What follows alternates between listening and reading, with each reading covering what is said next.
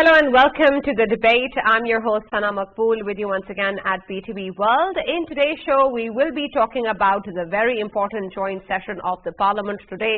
We have been discussing the joint session and of course the related bills in our show for quite some time now.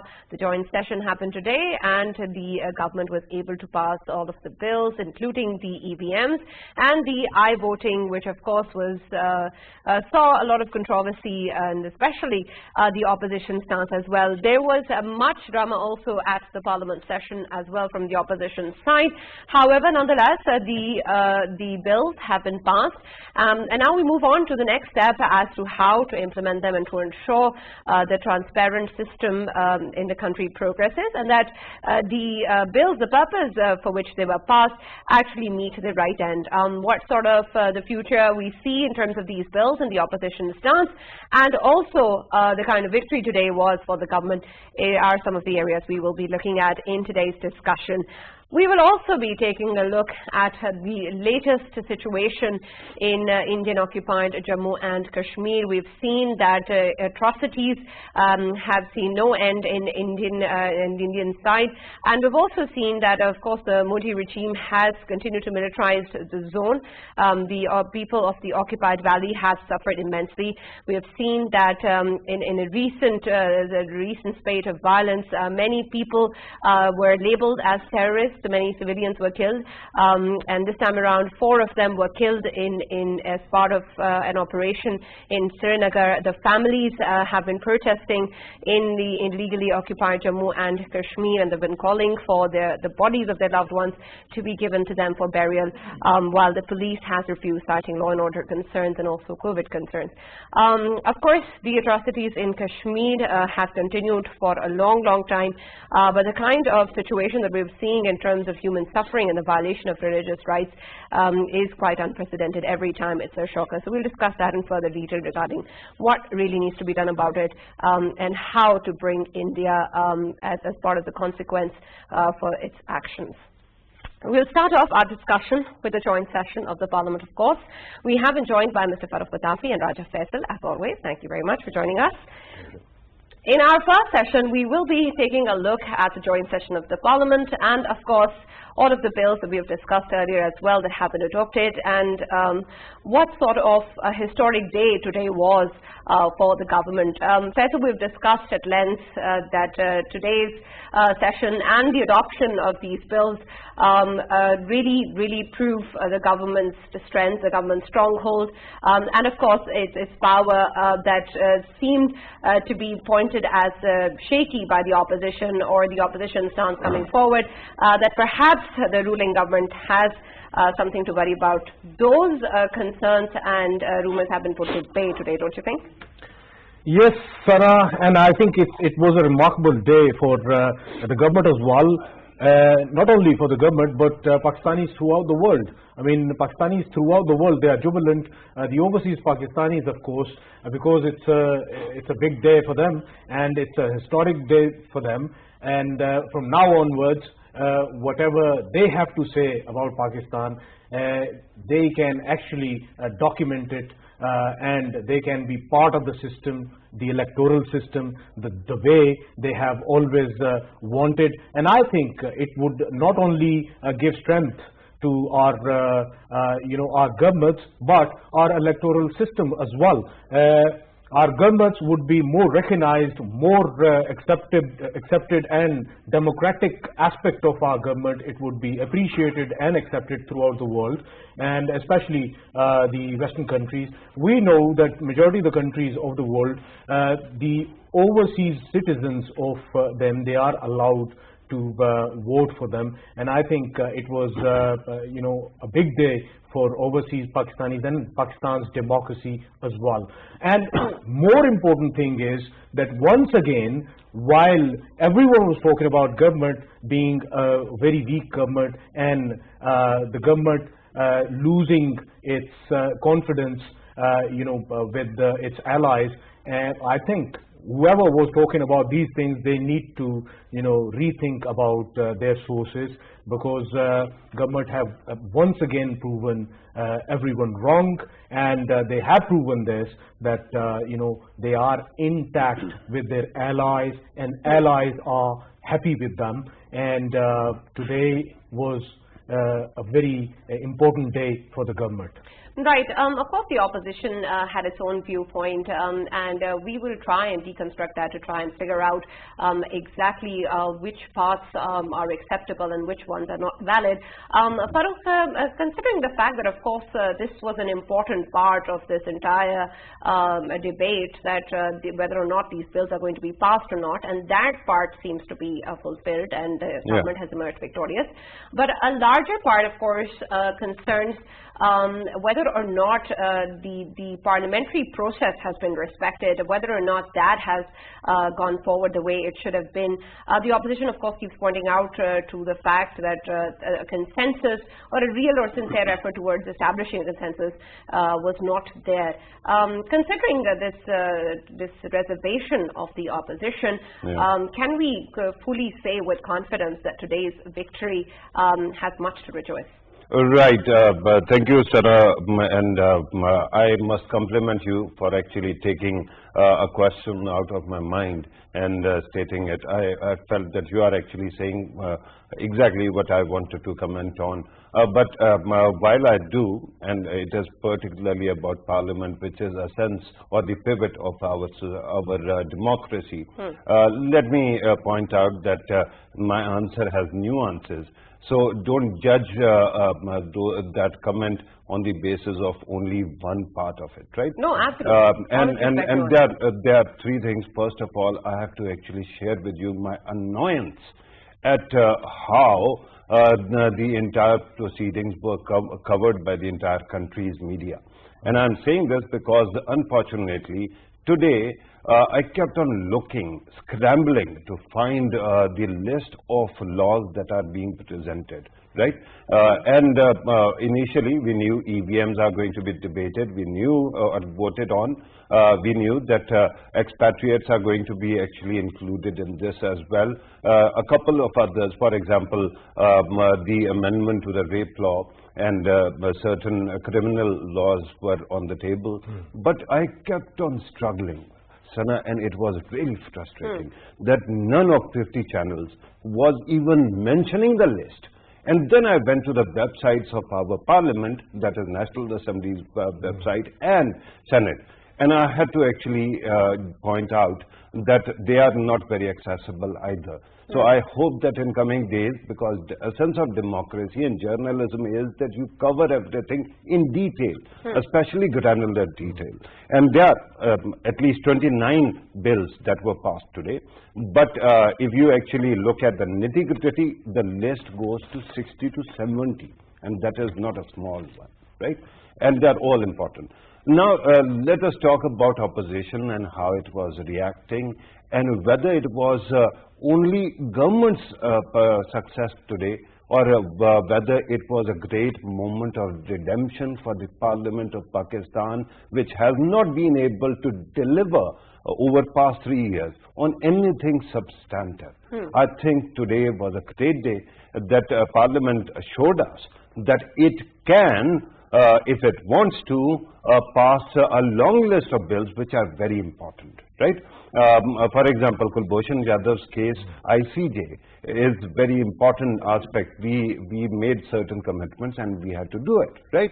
Similarly, State Bank of Pakistan's autonomy. This is also a very serious issue, and we have been talking about this for quite some time. These issues were focused, passed today, and I'm really grateful. Even if the opposition doesn't realize it, it is their success also, because all of them are sitting in one boat called the Parliament. And if the Parliament cannot show you any success for 3 years, then it actually attracts a lot of negative attention, right? Finally, when you look at the various nitty-gritties, there are questions. For example, regarding EVMs, today I heard federal ministers, particularly Information Minister, saying that the bill actually incorporates the reservations or the concerns that were flagged by the Election Commission, over 30, of those concerns. Right. If that has been done, we are just going to wait and see how the Election Commission actually responds. If it is positive, then everything is made. We should be very happy because we have moved up a step further. Right. I also want to understand, of course, one of the opposition's reservations was regarding the rules of procedure and the conduct of business, regarding the majority of both the members of DNA and the Senate to be whoever are part of it to actually pass the bill in the joint session. But then the Constitution has states that the number of people that are present in the joint session, the majority of those are enough to pass the bill, and this is what the Speaker also ruled. Help me understand why this contradiction actually exists in the first place, and how is it that we have two different sets of rules, and then how does one take precedence over the other? Faisal, can you shed some light on that? Yeah, I think initially they were saying that you need to have 222 votes, whereas we saw that the government, it had 221 today, and there was only one vote, but government maintained that it was the fair majority, and that was required to pass the bills. And I think as Farooq has mentioned rightly, that it is a day even the opposition benches, they should be proud of. Why? Because end of the day, what is their work? Their work is to come in the parliament and legislate for the people of Pakistan, and the will of the people should be that they come to parliament and they go through the system and they legislate for the larger interest of the people of Pakistan, and that's what has happened today. And if they are not feeling proud of it today, maybe in coming future they will be feeling proud of it, that this was as we know that the government it was considered as a government which is sitting the benches, the treasury benches, of course it's a alliance, and in that alliance there was always it was talk of the capital town that it is really hard for the government to run its affairs, but they have proven that they are able enough to legislate for the people of Pakistan. And what I see it as, that in coming future we will be seeing more of the initiative taken by the government, and not only the government. I believe the opposition parties, they should come up with different issues that needs to be addressed. And I think this is how the parliament must work on. And this is, end of the day, this is what they are there for. Right, right. But if that is so, then why is there a need for a consensus in the first place? If we can pass the bills with the majority in the joint session, and if this precedent has been set without or with the reservations of the opposition, without reaching a consensus, the government is able to pass its bills, and if that's a victory of the parliament,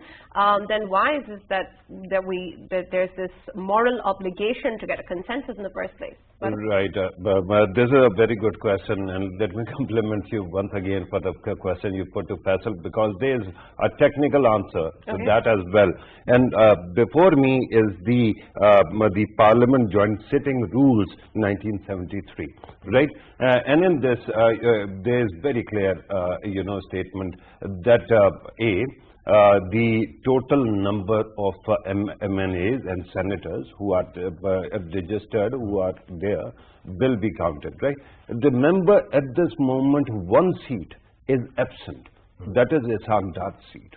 Ishaq Dar was elected at the start of the term, but then he was suspended. So the total number is -1. So, and there are other lawmakers who could not actually make it. So what happens is that first of all, the first priority is that the total number of members are actually counted, and their majority has to do it. Then if it cannot happen and there are technical reasons, then the majority of the present are counted. right? That has been done, and we saw the total number, and the government very conveniently, very comfortably passed it, despite repeated urges of the opposition to recount, and they kept on recounting as well. But the second aspect, you were talking about consensus. Look, consensus is something which is basically a figment of our imagination. Who doesn't like for everybody to actually agree? Right. You, I, and Faisal, we three people are sitting here. If we start to agree or start agreeing on everything, then the program can no longer be called a debate. Absolutely. Right? The humble summation at this moment is that the opposition has been dropping the ball, and I tell you what is happening. After today's vote, what happened? The opposition said that it will move the courts, right? And privately, when you talk to them, they keep on whispering that there is going to be a change in one of the very important posts within 6-7 days, and after that, perhaps the circumstances will change, and then they can do whatever they want. Right. The problem and my frustration as a voter is that our politicians keep on losing their own power. They keep on handing it over to the court, to other powers that might be, by actually not doing enough. I tell you, for example, there are many important issues that could have been flagged or discussed. For example, yesterday, if you remember, Faisal was talking about the expatriates and they being given the vote the right to vote. There are so many nuances here that people don't realize. A, how many of whom will be voting where, right? City of origin, if you have property somewhere, what happens to that constituency? And then there is one suggestion that they should have their own seats. For example, Right. Europe should have 1 seat or 2 seats or a certain number of seats. America should have this many, and the Middle East should have it. Then there is a question, and flatness of debate in this country is so amazing, or discourse, that nobody talks about the consequences. If I'm voting and if I make a bad choice, I'm here to face the consequences for 5 years. If a bad government is there and because of my vote it is there, I will be suffering because of their bad policies. If I'm expatriate, my bad decisions will have consequences not for me but for others. So these are very important nuances, but nobody wants to debate them. Because I have just highlighted that flatness of reporting, flatness of discourse, flatness of debate, and then an opposition that keeps on dropping its own ball in the hope that the Election Commission, that the Supreme Court of Pakistan, and the powers that be, quote unquote, will actually decide or help them out. If Right. you are not going to do your job, who else will? Right, and it's of course extremely important, something that we have discussed earlier as well, that the implementation of these reforms and how to take this forward and then actually get the kind of success that you want, as in is far more important than the discussion of whether or not these bills are passed or not. But however, having said that, does it not pave the way towards trying to get towards a situation where the bills that have been passed, especially with regards to EVMs and I-voting, actually can be implemented or adopted in a way that is beneficial to the democratic or electoral process of the country? If there are problems in the way that these are going to be applied, are those problems all not the ones that can be resolved, or are there serious hard limits in this adoption of this measure itself inherently, that the bill itself is a problem? Faisal? I don't know if I've made my point clear. You have. Sana, I think the opposition parties, they have been highlighting the issues with the EVMs, and they have been, highlighting them. But I have, I'll obviously say it with confidence. My sources, they tell me that while all of this debate was going on, the institutions who were supposed to work on them, they have been working on them day and night. Okay. And now, obviously, we understand that the opposition, it has already said that they will be standing with the ECP, Election Commission of Pakistan, and on this issue. But I think they need to know, they need to understand as well that the homework by the government with the help of institutions. It was already done, and very soon we will be seeing that the issues and the problems the opposition was highlighting in past, they will be covered very soon.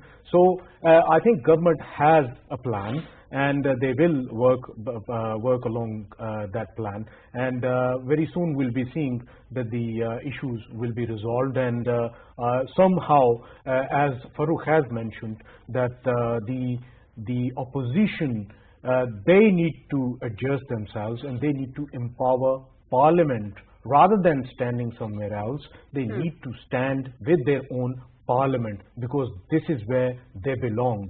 And if there is something or some decision which is coming out of Parliament, then rather than taking it somewhere else, and they should be committing themselves to that and honoring that decision rather than going somewhere else. So to me, I think the issues which were highlighted by the opposition parties, they will be covered very soon, and that's not a big deal. And once again, I would reiterate that this is a massive decision, a historic decision. Why I keep on saying this, that in past we know that our democracies, they were considered as very weak democracies. This aspect that includes the overseas Pakistanis as part of the electoral system and part of the democracy, it would actually strengthen Pakistan's democracy, especially when it comes to the Western world. In the Western world, when they will see that Pakistan's democracy includes its overseas citizens as well. And of course, it would be easier for Pakistan to have friendly lobbies in the Western world as well, and I think it's an amazing decision, and it would bring many fruits in the coming future. Right. Considering the fact that the opposition, of course, put up a lot of hue and cry before this joint session and talked about many of these bills, and now that we've seen that the bills has passed, and if this has happened according to the Constitution and according to all the legalities, then what sort of an option does the opposition have now to challenge such a decision? Can they take any legal route through this, and then on what basis can they do it? If all of the parliamentary procedure has been taken into account, then what is left? Right. I assume you are asking me, right? Yes, Farooq. Okay. Regarding this aspect, remember, I'll have to actually start indirectly, but I have to actually remind you, perhaps it hasn't happened to you, but it has happened in my life time, when there came opportunities or moments when I realized that I've lost all agency. I've lost all choices, and somebody else is dictating the terms, right? That happens. Why does that happen? I don't blame that person who is dictating the terms. I ask myself, why is it that I have totally lost agency and lost all the options, right? This is exactly what the opposition must ask itself at this moment. Why is it that despite having such a number in the parliament, and remember it is a hung parliament, in Senate they are actually a majority, not a minority, they ended up in a position where they cannot do much. It is because of their own flawed politics. For example, I didn't ask Maryam Nawaz to actually stand outside and talk to media right when Shehbaz Sharif is delivering his speech on the floor of the House. It was a split screen moment when Chacha is saying something on television, and his own Bhatiji is actually eating up his time, right? On air, because on television you cannot have two sound streams, you have to have one. Similarly, when you talk about People's Party, there too the biggest problem is this decision of who is going to actually decide whether it is going to be Zardari Saab or Bilawal Bhutto Zardari or somebody else. It hasn't been settled. So when you keep on dividing yourself, this will happen. To answer your main question, I remind you that today Bilawal Bhutto Zardari has said that they are going to go to the courts. But the problem is that when you don't have agency, what you are going to do is you are going to actually spend a lot of time speculating and pinning hopes on things that are not in your hand. For example, you keep on saying that there is going to be some kind of dramatic shift in next week. What if it is not in your favor? What happens then? And Right, the judiciary, if it doesn't decide in your favor, what happens then? So Right. this is the whole point. Right. Much, of course, needs to be seen regarding that. And, of course, it is a historic day for the government, but there is a lot that needs to be done from the government side as well. And we hope that these bills are actually implemented and the success or the benefit that we're looking for is actually delivered to the masses. We'll move on to our second segment, which is with regards to the violations in Kashmir, the atrocities that have been committed by the Indian forces and have been going on for many, many years now, and of course recently also we've seen that civilians labeled as terrorists have been killed. The families have been rejected their right to burial, and they have been protesting. They also called for protests today, and of course the violation of religious rights continues, among other things, in Indian illegally occupied Jammu and Kashmir. To talk more on this, we have been joined by political strategist Shani Hamid, and we've also been joined by former Ambassador Dr. Jamil Khan. Thank you very much for joining us in the show, The Debate. I'll start with you, Ms. Shani, considering, of course, that you have worked with many different organizations, key decision makers. You've been involved with a lot of people who have the power to influence decisions. Considering what has been going on in Kashmir for the past 7 decades, we've seen that the sufferings not only continue, they also continue to increase. And the plight of the innocent Kashmiris largely have not been taken very, very seriously, or nothing concrete has been done with regards to ending their suffering. What sort of push does the international community require for them to be able to do some action which actually makes a difference in the lives of the people of Kashmir? Thank you very much, my dear honorable friend and all my friends. Assalamu alaikum wa rahmatullahi wa barakatuh. First of all, I would like to remind everyone the plain definition about the word of terrorism, which simply explains as the unlawful use of violence and intimidation, especially against the civilians, in the pursuit of political aims. Now, going back to your question, my honorable friend, now we need to see all these latest developments and happenings in Kashmir once more with the definition of the terrorism, with understanding the agenda of the colonialist power, aka India's current admin force, upon the civilians in Indian-occupied Jammu and Kashmir. Then we also need to remember the frustration of the civilians in Indian-occupied Jammu and Kashmir who are facing various forms of human rights abuses and under the occupying forces every day and every time facing an abuse without really having a chance to stand for themselves.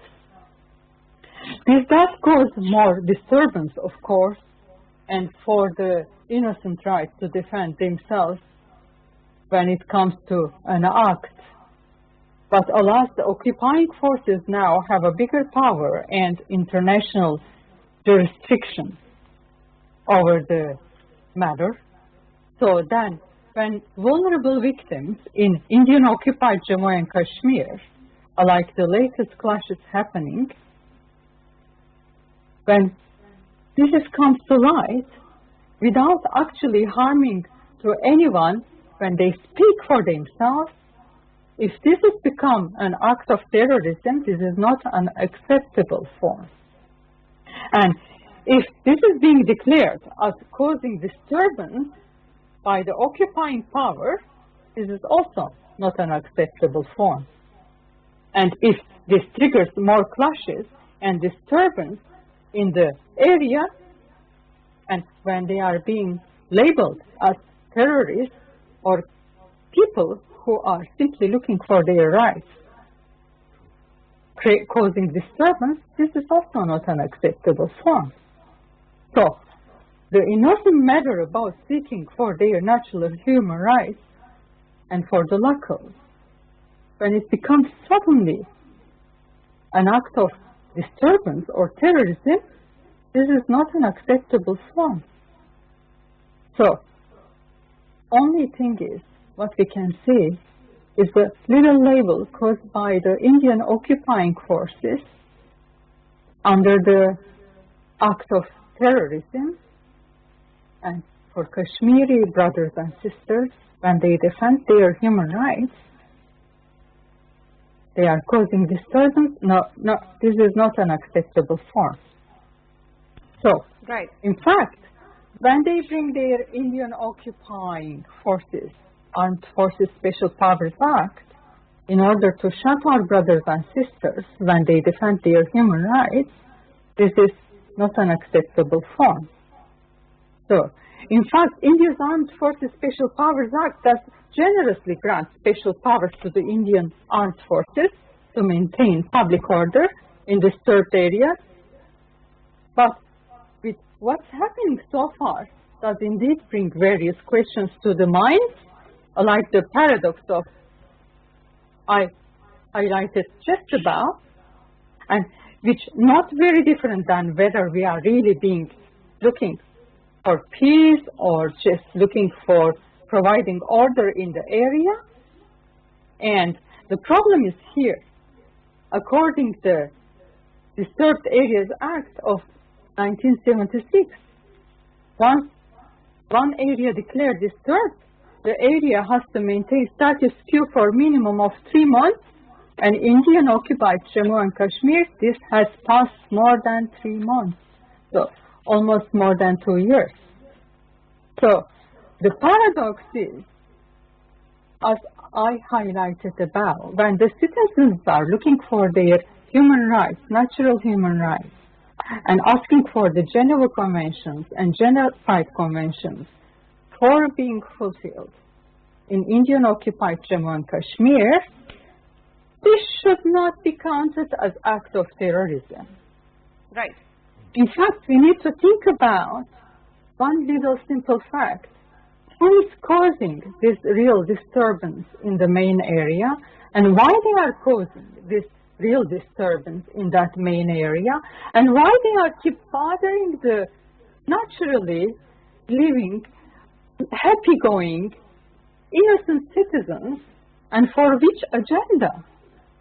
And if we are talking about the Road and Belt Road Initiative, and if we are talking about a bigger agenda of government of Modi, well, who is really causing this disturbance in the area? That's a bigger question. And Right. when people are standing for their rights in the area, why we should be really needing to answer for terrorism or defending our rights? That's Right, a bigger absolutely. question. Chenny, but Chenny, help me understand one thing. When we say something is not acceptable, I understand that we means that if it happens, it is not going to be accepted, which means there is going to be some sort of consequence. But where is the consequence? I'll tell you what is the consequence. Okay.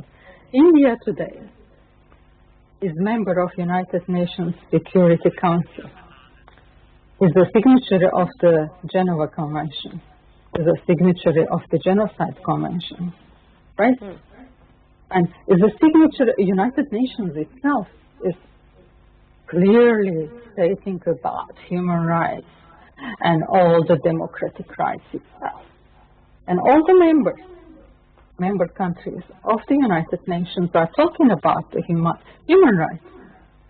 But when we look at a bigger agenda, all these countries are members of several pacts, several formations, several trade, and well, let's just go back to Road and Belt Initiative formations, right? Well, is it a bigger agenda in this formation? Well, it is. And where Kashmir stands at the moment this really crucial point. So consequences is law. So since every country is signing signatory of some human rights agreements, signing for a lawful agreements, and if every country is just a member of some humanitarian formation, so since we are talking about that, consequences should come back to them as the formation and indication and application of law. So why we are not seeing that? That's the bigger question, isn't it? Absolutely. Okay. All right. Let's take Dr. Jameel Khan in the conversation as well. Thank you for joining us on the debate. Considering what we've discussed so far, and of course the definition or the labeling of a terrorist, who really is a terrorist, may be easy to put on paper, but we've seen that there are the definitions or these lines are blatantly blurred in actuality, and how things actually turn out, and they've been done so in the past, not just in India, anywhere else in the world as well. And we've seen that whenever any side puts the label of a terrorist on somebody, it's far more complex and difficult to be able to dissect these definitions and figure out whether or not who the real culprit is over here, even though the truth may be staring you in the face. So, Dr. Jameel, how will the understandings of what really terrorism is, who really is a terrorist, is going to help us in this situation, or help the people of Kashmir?